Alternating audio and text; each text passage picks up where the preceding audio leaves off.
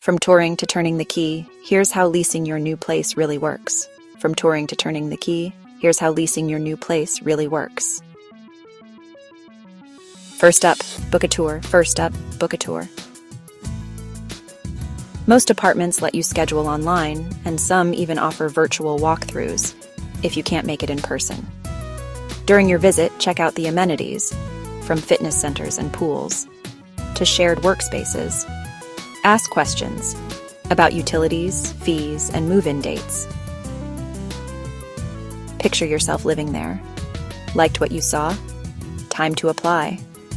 You'll fill out an application, usually online, and provide details like income documentation, job information, rental history.